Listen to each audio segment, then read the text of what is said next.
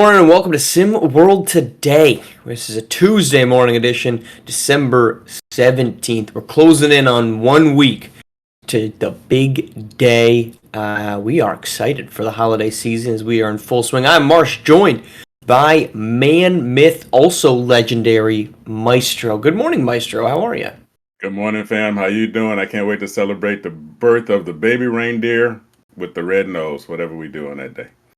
100%. Real quick, before we start, want to do a quick congratulations and shout out to the Vermont Catamounts men's soccer team. National champs beat Marshall, actually, yesterday in overtime to claim the school's first national championship of any kind.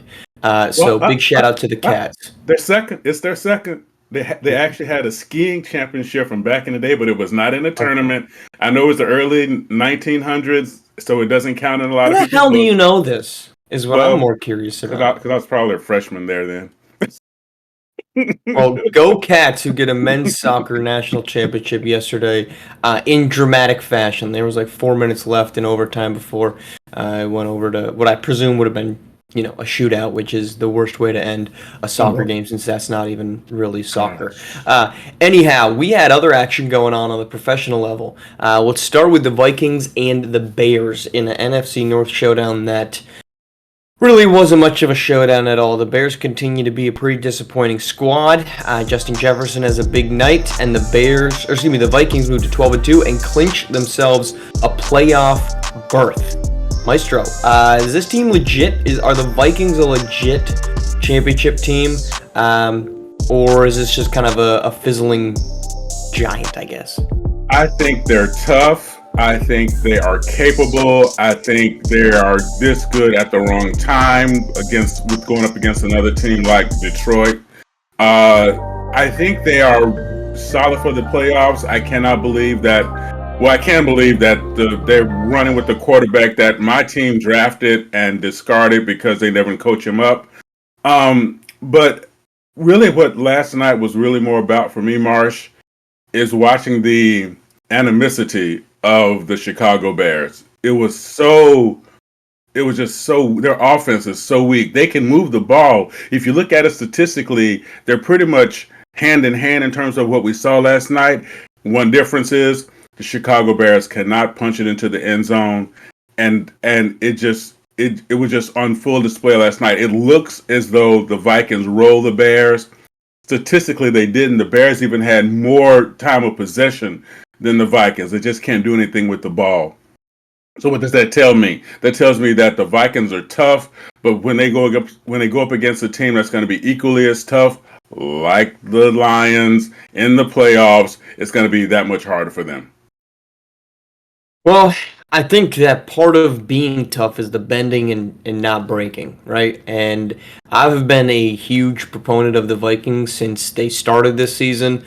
They are an entertaining defense to watch because they swarm. I mean, you go back to the 49ers game in week 3 or 4, which I think really exposed who the 49ers were as a football team. It was because the Bears were just the Vikings were relentlessly in the backfield every single time.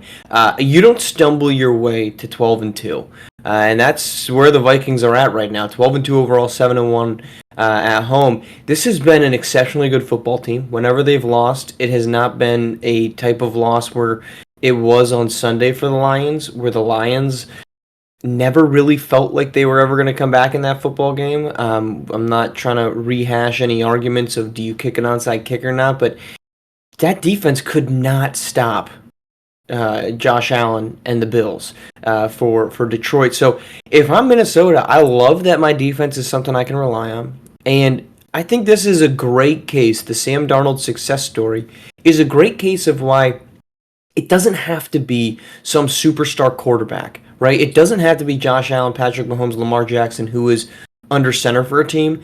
You just need somebody who's going to do what Sam Darnold did last night.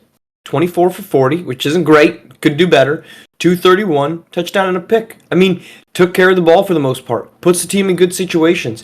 And I think it's that ebb and flow, that find the perfect medium between, do you get an elite wide receiver or an elite quarterback? Do you try to find both? I think a blending of the two, and truthfully, I think Sam Darnold is also a success story of, I think there's a lot of good quarterbacks right now that are just in terrible situations, whether that be a terrible situation with a coaching staff or an offensive line, both of which are the case for the Chicago Bears, because you just cannot do anything with this offensive unit, and that goes all the way back to the Bears' decision to put in charge who they did at the start of the season for the rookie year of Caleb Williams. Absolutely, but you know something, Marsh. Very few teams, to lean on the Detroit statement, which is true, but very few teams are going to stop the Bills the way they're playing this particular year. To be quite, Yeah. to be honest with you, and also if you want to talk about a team that stumbled their way into a good record, we could talk about the Kansas City Chiefs, because goodness knows that's the luckiest team in the NFL right now. Yeah. But we know how it is, right? That's just what's up. So right on point though with that, and I'm with you 100% on what you said about the quarterback has to be in the right position at the right team. Let's move to the other game, which, truthfully, I don't know how much time I could spend watching or talking about this one, because this was not what I would classify as a good football game. A 15-9 win for the Atlanta Falcons, where their starting quarterback threw for a whopping 112 yards. The lone touchdown came in the first quarter. We didn't get one since, I think there's actually, I'll take that back, there was the late touchdown by the Raiders, but this was not a good football game, Maestro. This was an ugly one. This was just bad. Marsh, yuck and poo. You had both. You had both extra large. You had both extra large with a side of fries, and you had a little extra poo on the side, the way Five Guys do their fries in the bag. It was a hot mess, and Atlanta has been a tale of two teams. Start off the season 6-3, got the $180 million quarterback. They're putting up numbers, and all of a sudden he went from being big arm Captain Kirk to Lord Captain Crunch, because now he cannot throw the ball harder than 30 something miles per hour. And if you want to get into the analytics of this whole thing, when they measure quarterback arm speed, when you hear them say stuff like big arm quarterbacks, 39 miles an hour is what you look at in high school, a decent high school player, not even a good high school player. So what does that mean? The coaching is finally caught up to themselves. You have a bunch of rookie coaches across the table with the Falcons, and they have a kicker that's hurt, cannot be consistent, and Captain Kirk, yes, he's fighting behind an offensive line that could not even defend a buffet at Golden Corral. But the reality of it is that team is collapsing around themselves, and I don't know what they're going to be able to do. Yes, that game was really ugly last night. Yes, Maestro made the mistake of watching it all, and I'm sorry to all the children out there, but I did it for you. It's just, I just do not see what Atlanta's going to be able to do to even get themselves back into their division right now. Well, they're only one game back of Tampa. So to get back into the division, they don't really have to go that far. And Tampa Bay, as entertaining as they are, it's not one that I would consider to be a consistent football squad. But this has been a really rough year for Atlanta because it was supposed to be the resurrection season for Kyle Pitts, and as a fantasy player, let me tell you what, it was not. Bought into that hype when I should not have. But Kirk Cousins, it's tough to watch because there's certainly been glimmers of success, right? I mean, he throws for 500 yards in that overtime win over Tampa Bay. He throws just 2 weeks ago for 340 yards against Minnesota. I mean, he's had big games. This has been a team that I think has failed more so for just an inability by the coaching staff to keep this team consistent. Chief among them, keeping their quarterback consistent. But the unfortunate part of this is that they are playing in a division that's really quite bad. You've got an NFC South where it's New Orleans, who I talked about yesterday with Rick, is just not a good football team. You've got Carolina, who this team has played once, so there's still one more game for the Falcons to take on Carolina. Now, granted, Carolina looked better up until this past Sunday, but you're guaranteeing yourself 4 games a season against two teams that are not really that good. Tampa Bay, I don't know that I'd classify in much more than just a good football team. So I think that's part of it. But from a Kirk Cousins standpoint, I think this is probably what you expected. And if I'm Atlanta, I'm saying, look, I'm 500 with Kirk Cousins. I drafted my quarterback of the future in the top 10. If he can give me 2 years, if he can make us a competitive football team, we can win 8 to 9 games for 2 seasons to let Michael Penix just get ready, however long that needs, if that's only 1 season. I think this is a win for the Falcons because they are competitive. They are playing meaningful football in the month of December, and they've got a chance to make the playoffs. I don't know what more you need from this team. You're a blessed man, Marsh. You're a much better man than I. I don't see any of that at all. And I tell you something about Tampa Bay right now, for a team that's going on a winning streak that they've gone on, they are being not so great, but good enough at the right time. And quite frankly, it doesn't look like they're going to slow down at all. No, and they are a team that has done that exact same thing multiple times. And True I don't mean to change this topic too much, but Baker Mayfield's another example of a quarterback that just needed to be in the right situation. It appears that the right situation is just go to Carolina for a season and then dip out. But that is the truth of the quarterback situation. Baker Mayfield's not any different, really. He's the same kind of guy he was, but he's having obviously great success. All right, let's move on to SWBA, where LeBron James made his return last night or earlier this week. Ask the question, trade season is now fully upon us. Is he going to end his career with somebody other than the Lakers? Okay, I am going to put on my Maestro Almost Cares hat to address that question.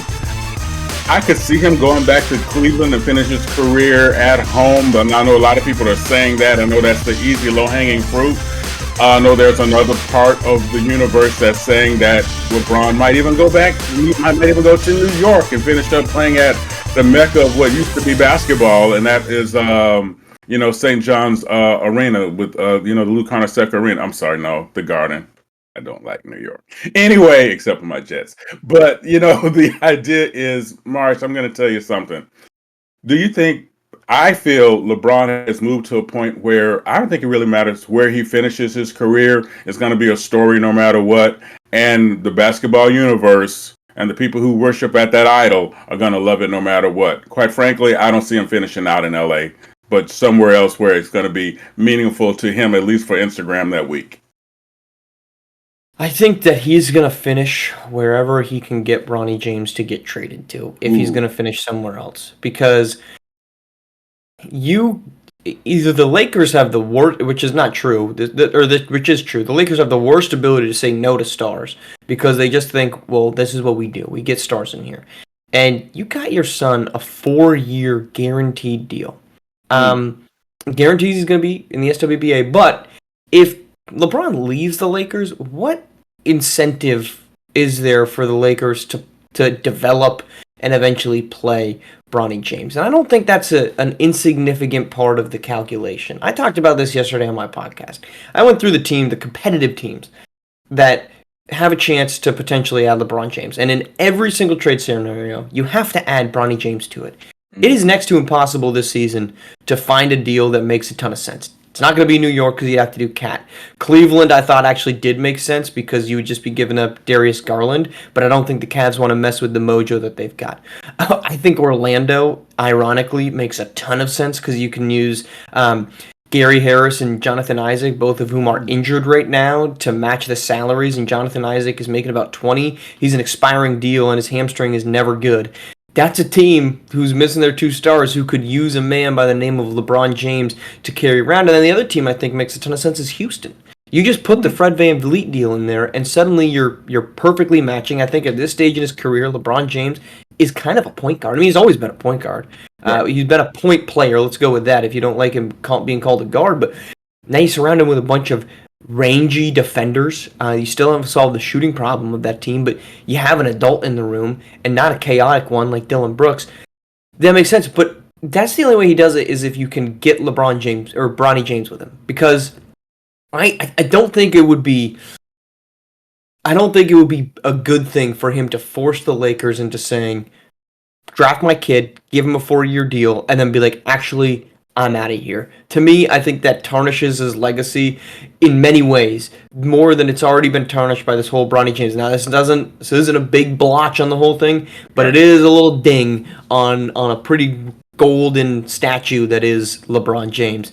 So I think he almost has to stay in with the Lakers. Plus, not many old guys like to leave Los Angeles in the nice weather of it. So, all right, let's move to that. And speaking of nice weather and good, bad cities, give me your top 3, the best and the worst cities in SWBA.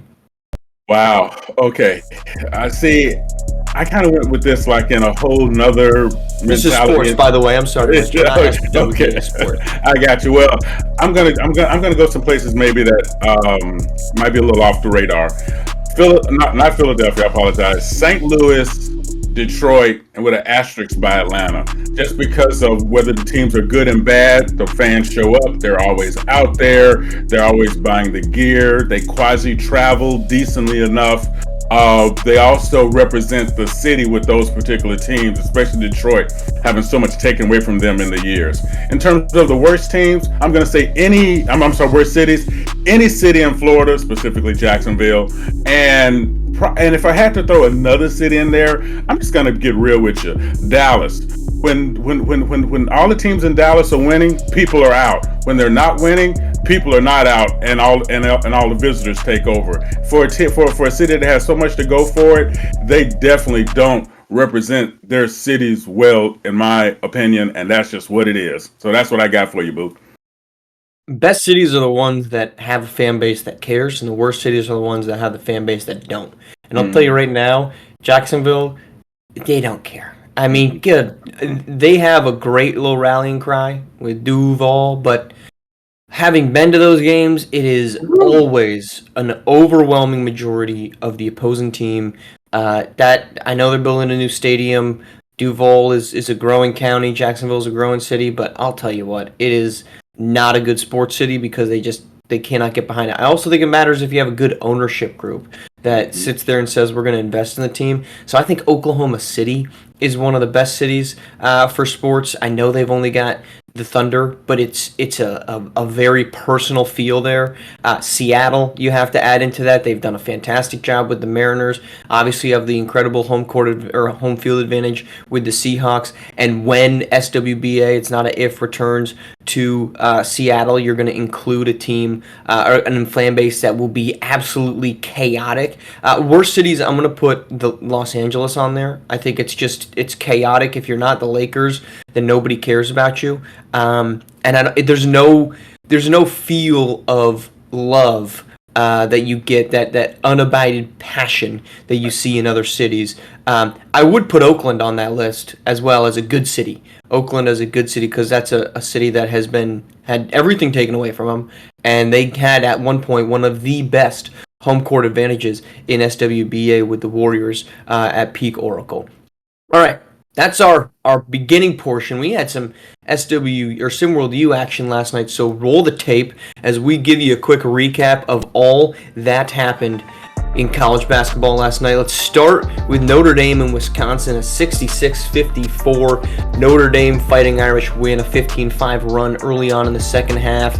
Allows them to get that one. Samir Dance, 21 points, 8 boards for the Irish. Georgetown heads to Stanford, and they take down the Cardinal with a 73-62 win thanks to 51 points in the first half. Still just one loss on the season for the Hoyas. Atlee Backman scores a game-high 23 points for Georgetown.